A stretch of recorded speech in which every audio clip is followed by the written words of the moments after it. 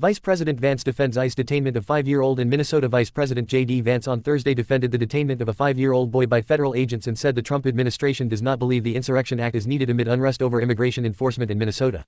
Vance's comments come as outrage swelled over immigration and customs enforcement agents taking into custody 4 students under the age of 18 in the Minneapolis suburb of Columbia Heights. School officials said Liam Canijo Ramos, a preschooler, and his father were detained in their driveway after school on Tuesday. When an adult known to the family offered to take Liam, ICE agents refused and instead led the boy to his front door and ordered him to not go, essentially using a 5-year-old as bait, according to a news release from Columbia Heights Public Schools. Vance on Thursday said ICE was targeting the boy's father, an undocumented immigrant from Ecuador, who federal officials accuse of trying to flee from immigration agents.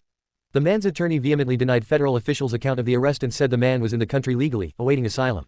Vice President Vance defends ICE detainment of 5-year-old in Minnesota. Vice President JD Vance on Thursday defended the detainment of a 5-year-old boy by federal agents and said the Trump administration does not believe the Insurrection Act is needed amid unrest over immigration enforcement in Minnesota. Vance's comments come as outrage swelled over immigration and customs enforcement agents. Don Lemon not charged in Minnesota church protest that led to activists' arrest. A federal magistrate judge rejected a proposed criminal complaint from the Department of Justice against former CNN anchor Don Lemon connected to a protest inside a Minnesota church on January 18 that led to the arrest of 3 protesters on January 22. Multiple outlets reported citing anonymous sources. Lemon was one of several journalists in attendance at the protest of City's Church in St.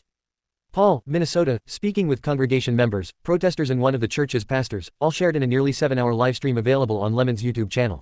Source told them that the decision enraged Attorney General Pam Bondi. Lemon for comment, but his lawyer, Abby Lowell, told CBS News in a statement that the rejection confirms the nature of Don's First Amendment protected work this weekend in Minnesota as a reporter. Should the Department of Justice continue with a stunning and troubling effort to silence and punish a journalist for doing his job, Don will call out their latest attack on the rule of law and fight any charges vigorously and thoroughly in court. The statement reads: The Pioneer Press reported that independent journalist Georgia Fort was also briefly listed as a defendant in early court filings, citing anonymous sources. Like Don Lemon, Georgia is an award-winning journalist who attended the demonstration solely in that capacity. The government's actions are deeply troubling and Georgia is prepared to defend herself if necessary, Leda Walker, Fort's attorney, told the Pioneer Press. Don Lemon not charged in Minnesota church protest that led to activists' arrest. A federal magistrate judge rejected a proposed criminal. U.S. officially withdraws from the World Health Organization. London. The United States officially left the World Health Organization on Thursday, January 22, after a year of warnings that doing so would hurt public health in the U.S. and globally, saying its decision reflected failures in the UN Health Agency's management of the COVID-19 pandemic. President Donald Trump gave notice that the U.S. would quit the organization on the first day of his presidency in 2025, via an executive order.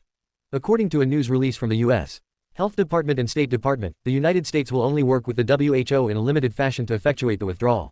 We have no plans to participate as an observer, and we have no plans of rejoining, a senior government health official said.